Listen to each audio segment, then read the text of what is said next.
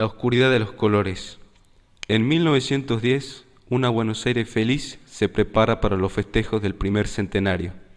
Alejandro, un joven periodista, recibe un encargo tan siniestro como perturbador: investigar la desaparición de 5 niños ocurrido más de 2 décadas atrás.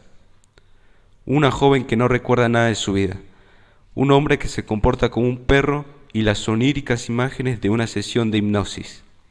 Son las pistas que guiarán a Alejandro y también al lector hacia un final completamente inesperado. Diario de J.F. Andrew, 28 de febrero de 1885. La casa no está mal, algo lejos del centro, una zona poco habitada.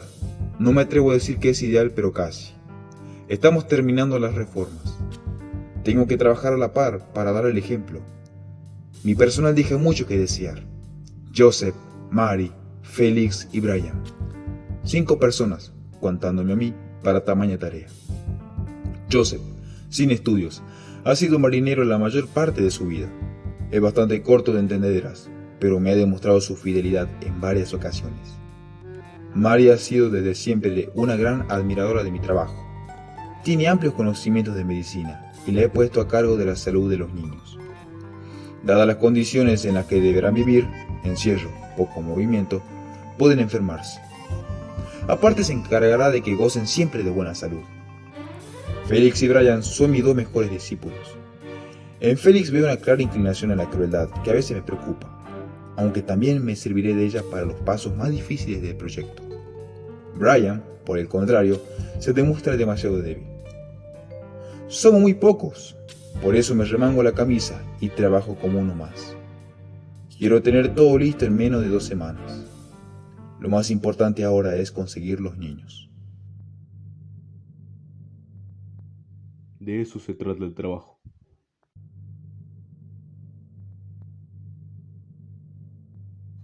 ¿Ya te vas? No, tengo unos minutos todavía. Ah, ¿Querés que me quede? no, vas a llegar tarde.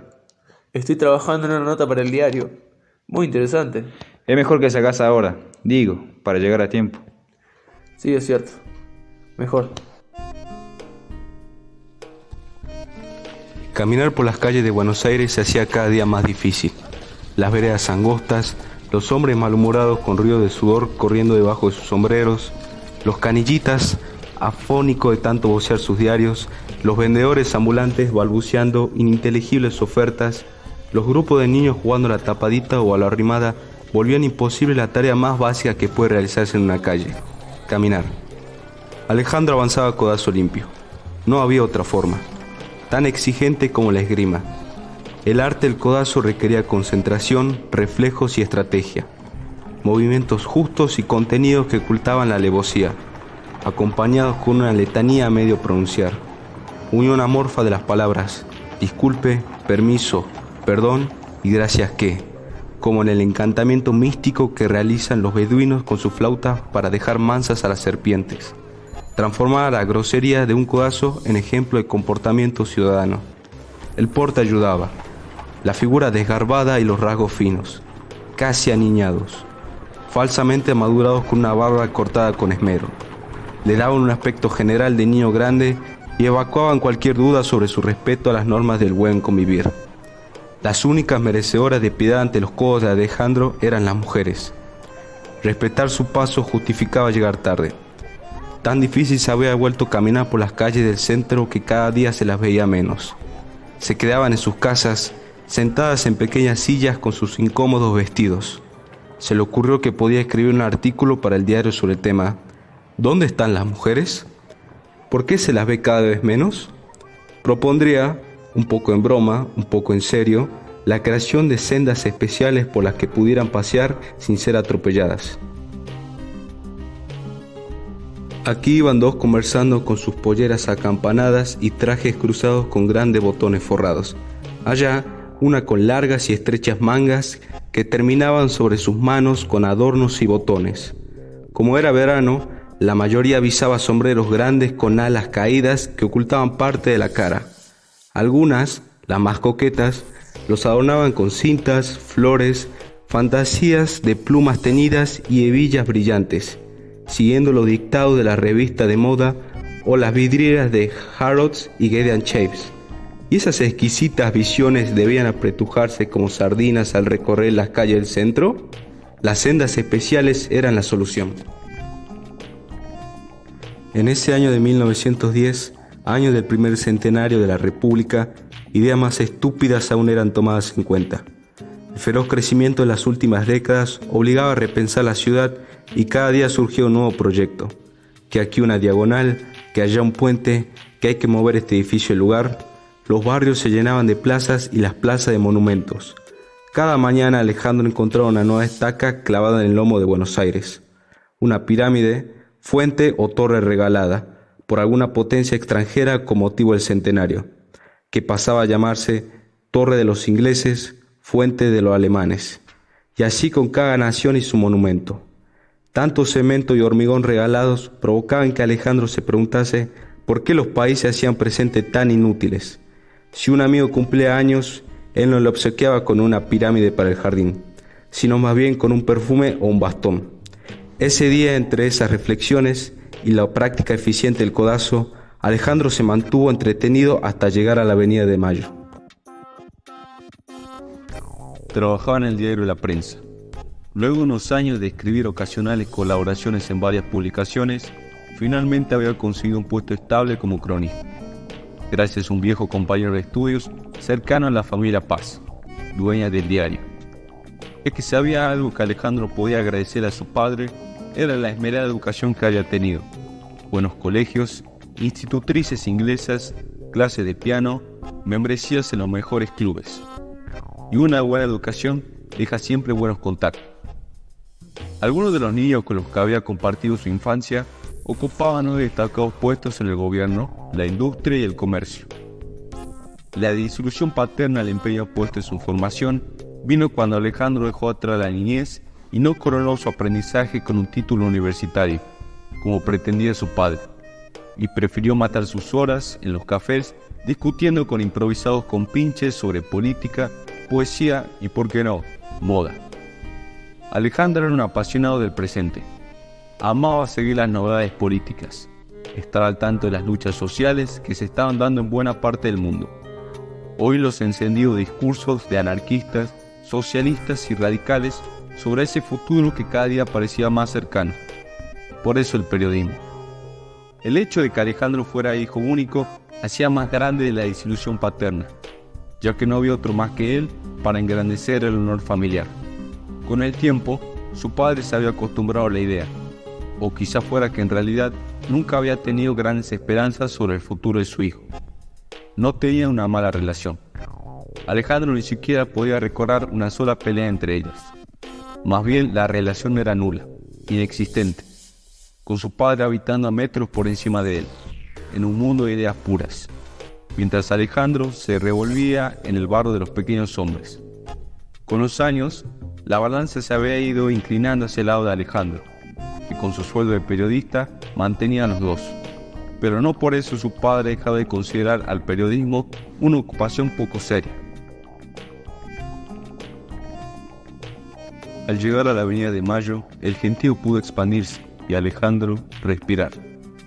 El edificio de la prensa apareció ante sus ojos en todo su esplendor. Ningún diario del mundo tenía uno como ese, ni el New York Herald ni Le Figaro. 12 años atrás, cuando la construcción estaba por terminarse, más de 20.000 personas habían presenciado con asombro cómo la estatua de bronce de la diosa Palas Atenea era subida por medio de un elevador hasta la cima del edificio, desde donde ahora observaba la ciudad. La diosa, de pie sobre un globo terráqueo, sosteniendo en su mano izquierda un periódico y en su mano derecha una antorcha. Era, se suponía, una imagen inspiradora, pero a Alejandro se le hacía algo siniestro, con eso de pararse sobre el mundo. Entró por la puerta que daba al patio central y de allí subió al primer piso, donde estaba la redacción. Su jefe lo esperaba con los brazos cruzados y exudando mal humor. Llego tarde, ya sé. Es que me quedé dormido, pero en el camino se me ocurrieron un par de buenas ideas para notas. Una, ¿dónde están las mujeres este verano? ¿Por qué se las ve cada vez menos por la ciudad? ¡Qué estupidez! Otra, ¿Por qué las naciones del mundo insisten en regalar los monumentos? Basta, Alejandro, por favor. Te tengo otra cosa. Hay un tipo esperándote más de una hora. Es el dueño de una fábrica de artículos de bazar. Uno de nuestros auspiciantes. Pidió hablar con vos. No me dijo qué quiere. Está allá. En la puerta de la redacción se encontraba un hombre bajo, calvo, más bien rechoncho y con un fino bigote que contrastaba con sus gruesos labios. Por cómo retorcía su sombrero entre las manos, se notaba que estaba nervioso. Alejandro Berg. Me dijeron que quería verme. Sí, mucho gusto, señor Berg. Mi nombre es Omar Anwar. Quisiera hablar con usted, en privado de ser posible. Hable tranquilo, que no nos escucha nadie. Omar Anwar recorrió con su vista la redacción repleta de hombres. Lo que voy a decirle es muy importante. Realmente me gustaría hablar en privado. Le repito que no tiene de qué preocuparse.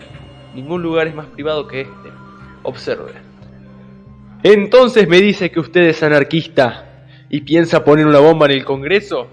¡Ajá! ¿Y que le gustaría matar al general Roca? ¿A quién no, amigo? ¿A quién no? Puede contar con mi ayuda y con la prensa, que sin duda lo apoyará en una causa tan noble. ¿Necesita armas? ¿Dinero? ¿Qué podemos hacer por usted?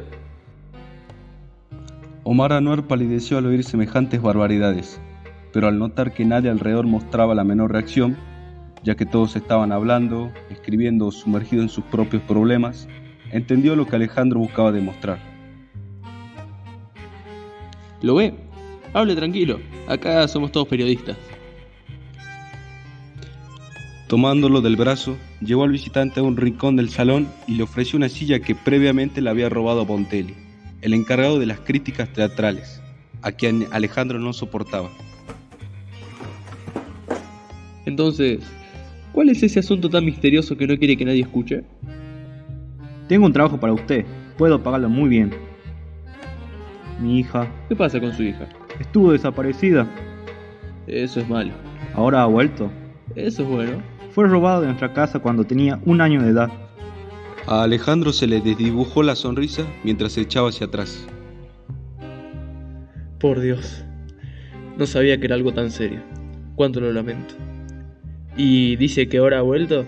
Sí, 25 años después. ¡25 años! ¿Pero dónde ha estado todo ese tiempo? Una ráfaga de odio nubló la vista de Omar Anwar mientras respondía. De eso trata el trabajo. Diario de J.F. Andrew, 4 de abril de 1885. Mañana será el gran día. Si llega a pasar algo, si por alguna razón la policía atrapa a Joseph o a Brian o a Félix, confío en ellos. No me delatarían, pero perderlos sería el fin. Son hombres fieles que estuvieron dispuestos a seguirme hasta aquí. No son criminales. Bueno, quizás Joseph lo sé un poco. Pero entrar a una casa y robar a un niño requiere de mucho coraje. ¿Podrán hacerlo? Mañana. Mañana será el gran día.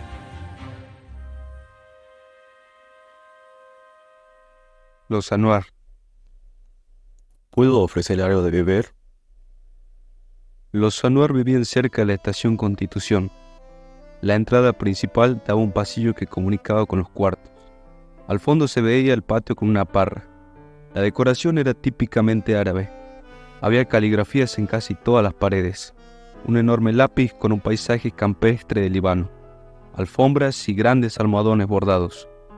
Omar y Alejandro se encontraban en el salón principal. Un recinto oscuro con una alfombra que cubría casi todo el piso. Acúseme de presentarla a mi mujer. Para ella el regreso de Amira fue una gran alegría, pero también una gran conmoción. Temo por su salud. Por eso prefiero que tengamos esta charla a solas. Alejandro no terminaba de saber qué hacía allí exactamente. Se había visto arrastrado por Omar hasta su casa. La idea de un trabajo inesperado había contribuido porque, si bien contaba con un sueldo estable, siempre estaba corto de dinero. Ya le dije que mi hija fue robada cuando era una niña y que recientemente ha regresado, dijo Omar, mientras le servía una taza de té. Ahora le voy a explicar lo que espero de usted, Alejandro. Empecemos desde el principio. Omar dejó la tetera sobre la mesa. Antes de comenzar a hablar, encendió un cigarrillo. Hace 2 semanas, mi mujer estaba en el patio regando las plantas y llamaron a la puerta. Abrió y se encontró con una mujer joven que la miraba con una expresión desorientada. Le preguntó quién era y qué quería, y la joven solo dijo que se llamaba Amir Anwar. Ese es, perdón, el nombre de mi hija. Mi esposa casi se... El té no era del gusto de Alejandro. Hubiese preferido el mate. Durante unos segundos se dedicó a revolver el té con una cucharita para hacer algo con sus manos. ¿Y están seguros de que es su hija? Por supuesto que no lo creímos inmediatamente. Había que comprobar que realmente fuera ella. Yo no hubiese sabido cómo. La última vez que la tuvimos con nosotros era una bebé. ¿Cómo reconoce a esa niña en una mujer adulta? Pero mi esposa estaba preparada. Las madres son algo especial. ¿Su madre vive, señor Bert? No, prácticamente no la conocí. Cuánto lo siento. Los hombres podemos forzarnos de ser buenos padres. Podemos amar a nuestro hijo más que nuestra propia vida. Y sin embargo, el amor de una madre siempre será superior. Zainab no abandonó nunca la esperanza de reencontrarse con Amira. La muerte de nuestra hija hubiese sido menos dolorosa que ella hubiese desaparecido. Vivió torturado por preguntas sin respuesta. Estará viva. Le habrá criado otra familia. Sabrá de nosotros. La volveremos a ver. Y no sucumbió a la tristeza. ¿Y sabe por qué? Porque siempre tuvo esperanza que Amira regresara. Obligó a su memoria a conservar cada seña particular que le sirviera para reconocer a su hija. Y cuando esta joven se presentó, unos pocos minutos después de hacer entrar a la casa, revisó su cuerpo y se encontró con las señas que recordaba. Una mancha de nacimiento sobre el hombro izquierdo, el pequeño lunar debajo del pezón derecho, los dedos gordos de los pies más cortos que el resto, las orejas casi sin lóbulos, el cuello largo, la boca que se inclinaba un poco hacia la izquierda. Fue una gran alegría. Masha, Alá, Alá-sí, Alá, Au, Sharalilia, Alá. Alejandro interrumpió a Omar temiendo que con la emoción se olvidase el castellano. ¿Y cómo fue que desapareció? En ese entonces vivía en un conventillo. No hacía mucho que habíamos llegado a Argentina y éramos muy pobres. Como única alegría teníamos a nuestra hija, y una mañana simplemente desapareció. Alguien la robó de su cuna en plena noche. Por Dios. ¿Y qué pasó después? Nada. Vino la policía. No se preocuparon demasiado. Luego nos enteramos que esa misma noche habían desaparecido otros niños en las casas cercanas. ¿Y no supieron nada más en todos estos años? Nada. Con el tiempo logramos una mejor posición y compramos esta casa. Sin embargo, nunca fuimos felices. El dolor de la pérdida de nuestra hija nunca lo abandonó, hasta que volvió. ¿Pero dónde estuvo todos estos años? Esa es una pregunta que Amira no puede responder, y por eso está usted aquí. No entiendo. No recuerda nada. Amira no puede recordar nada de lo que sucedió en su vida antes de tocar nuestra puerta. Cansado ya de revolver, Alejandro dejó la taza sobre la mesa. Lo que acababa de oír no tenía demasiado sentido para él. Ya sé lo que está pensando, que es imposible. Yo pensé lo mismo, pero parece que sufre algún tipo de conmoción que no le permite recordar. Creímos que pronto mejoraría, pero han pasado 3 semanas y sigue igual. La han visto un montón de doctores estos días y dice que está sana, pero su memoria no vuelve. Yo quiero descubrir la verdad. ¿Fue a la policía? No hicieron nada en su momento. ¿Para qué lo voy a llamar ahora? Por otro lado, no quisiera poner en riesgo la seguridad de Amira. Amira es extraña. No solo porque no recuerde. Hay algo más. Algo con lo que la policía no podrá tratar. Por eso pensé recurrir en el diario. ¿O no se dedican a la periodista a la búsqueda de información? Eso es lo que yo quiero. Información. ¿Y por qué yo? Porque usted es de lo nuestro, señor Berg. Alejandro comprendió. Pocos temas dividían a la opinión pública como el de la inmigración. Los hombres y las mujeres que un día habían bajado de los barcos sin nada entre sus manos, hoy eran mayoría. Sus hijos no solo eran argentinos de nacimiento, sino que se habían convertido en abogados, arquitectos, profesores y médicos, cumpliendo el sueño de sus padres. Eran jóvenes que, además, aspiraban a tener influencia en la política argentina. Sus padres habían atravesado el mundo para que ellos tuvieran mejores oportunidades. Entonces no podían quedarse de brazos cruzados. Cada día, dos visiones de la Argentina se enfrentaban en los diarios y las revistas del país. Estaban los que acusaban a los italianos, españoles, alemanes, polacos y rusos de corromper una supuesta pureza nacional. Y estaban los que creían que el problema era que la antigua oligarquía local temía perder el poder. Como hijo de inmigrantes, Alejandro había dejado clara su posición en algunas notas firmadas para publicaciones menores, en las que podía expresarse con más libertad que la prensa. Una de esas notas, en la que se burlaba de la ley contra los inmigrantes propuesta por Miguel Cañé, había sido bastante popular entre quienes estaban a favor de la inmigración. El secuestro de mi hija y el demás niño desaparecido el 5 de abril de 1885 fue un crimen contra el inmigrante. Esos niños, de no haber sido robados, hoy serían jóvenes luchando para hacer oír su voz, jóvenes como usted. ¿Quién mejor, entonces, para ayudarnos? Alejandro entendió perfectamente la argumentación de Omar. Supo además que no solo sería una oportunidad de ganar un dinero extra, sino también de investigar un caso que merecía ser resuelto y que jamás iba a tener la atención de las autoridades. Me está ofreciendo jugar al detective. Si quiere pensarlo así, Muy bien, cuente conmigo, pero voy a tener que hablar con ella. por supuesto. Sígame, la llevaré a su cuarto.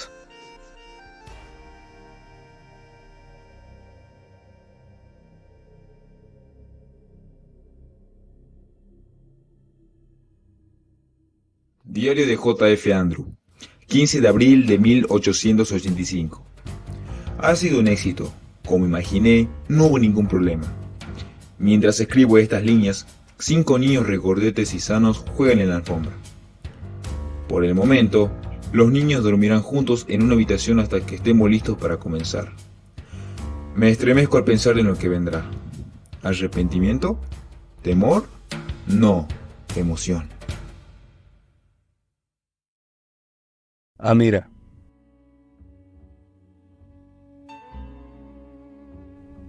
La habitación estaba en penumbras. Sentada sobre una pequeña cama, Amira Noir miraba por la ventana. No lo había oído entrar, así que aprovechó a observarla en silencio antes de presentarse. Llevaba puesto un vestido blanco. El pelo negro y ondulado caía sobre sus hombros. La piel era tan blanca que parecía que nunca la había tocado el sol. Las manos de dedos largos estaban cruzadas sobre el regazo. La línea de los labios, pequeña y roja, le daba un aire indefenso. El cuello, desnudo y delicado, lo inquietó. Era una mujer hermosa. Sin embargo, el conjunto tenía algo de fantasmal. Buscando una cualidad que la definiera, Alejandro pensó que Amira era etérea. Quizá fuera la pose inerte o la exagerada blancura de su piel. Lo cierto es que la imagen de esa mujer, contemplando la nada, le impedía dar un paso más. Como si fuera un error irrumpir en su espacio físico. Todo en ella pedía soledad. Ayer soñé con usted. La voz de Amira resonó en el cuarto interrumpiendo sus pensamientos. Había abandonado la ventana y ahora su mirada se posaba en él. Alejandro reprimió un primer impulso de huir. Dio un paso adelante. ¿Perdón? Anoche tuve un sueño en el que usted aparecía. ¿Y cómo sabe que era yo si no me conocía? Ahora lo sé. Mi nombre es Alejandro Guerra. Vino a averiguar qué es lo que pasa conmigo. Su padre, De inmediato se arrepintió de dar por sentado que Amira era hija de Omar, pero ya no había vuelta atrás. él, me pidió que lo ayudase a entender qué fue lo que pasó con usted. Por lo que me dijo, ha perdido la memoria. Amira no registró el menor cambio en su rostro. Su mirada absorta podía indicar por igual concentración o absoluta falta de interés. ¿Recuerda cómo llegó a esta casa? Amira negó con la cabeza. Y de lo sucedido antes, ¿recuerda algo? De nuevo el mismo movimiento escueto que hacía oscilar su pelo suelto. ¿Una imagen, aunque sea? La mirada de Amira abandonó la de Alejandro y se dirigió a la ventana. Blanco. ¿Su mente está en blanco? Amira volvió a mirar a Alejandro. No. Eso es lo que puedo recordar. Blanco. ¿Qué cosa blanca? ¿Una casa blanca? ¿Una persona blanca? Todo blanco. Alejandro dio unos pasos más hacia el interior del cuarto. Voy a tratar de averiguar qué fue lo que le pasó. ¿Está usted de acuerdo? Amira sintió. Y me ayudará intentando recordar. ¿Sí? Amira bajó la cabeza. ¿Iba a largarse a llorar? Alejandro no era bueno con las mujeres, y esta era particularmente extraña. En un rincón del cuarto vio una manta y una antigua muñeca de juguete. Hermosa muñeca, Dijo, con la esperanza de evitar las lágrimas de la joven. debió haberle pertenecido cuando era niña. ¿No es así? Sí, mi madre la guardó todos estos años. Amira fijó sus enormes ojos negros en la muñeca. Parecía llamarle la atención. ¿La muñeca le trae algún recuerdo? No, Un leve cambio en el semblante de Amira sugirió curiosidad. Si quiere preguntarme algo, no dude en hacerlo. La animó Alejandro. ¿soy yo? Dijo, señalando la muñeca. Alejandro no estaba seguro de entender la pregunta. Es una muñeca con la que jugaba cuando era niña. Amira siguió observando la muñeca. Sí, pero ¿soy yo? ¿Quiere decir si la representa? ¿Si es una imagen de usted de niña? Sí, No, es un juguete. Una muñeca de juguete. De hecho, no se le parece mucho. Tiene el pelo rubio. Supongo que sabe lo que es un juguete. Amira no respondió. Parecía cansada. Su mirada se dirigió de nuevo a la ventana. Alejandro se preguntó qué era lo que pasaba con esa muchacha. ¿Realmente era posible que no recordara absolutamente nada de su vida? Nadie que estuviera fingiendo ser una persona desaparecida durante 25 años en busca de algún beneficio tomaría una actitud tan excéntrica. ¿Y qué era eso de que había soñado con él? Mira, ¿en qué país estamos? Amira dejó de mirar a la ventana, con la vista perdida en el piso. Parecía tratar de encontrar una respuesta. no sé, Argentina. ¿Le resulta familiar? no, ¿Nunca oyó ese nombre? no lo recuerdo. ¿Se da cuenta de que eso es muy extraño? Supongo que sí. Estaba cansado. Alejandro supo que por el momento no iba a poder conseguir de ella ningún dato más. Será mejor que la deje descansar. Ya estaba abandonando el cuarto, cuando ella lo llamó. Alejandro, Oír sus nombres en los labios de Amira lo turbó. Sus ojos negros brillaban como si estuvieran despertando de un largo sueño. ayúdame a entender. Por supuesto. Haré todo lo que esté a mi alcance para ayudarla. Por primera vez, en los labios de Amira se dibujó una tenue sonrisa.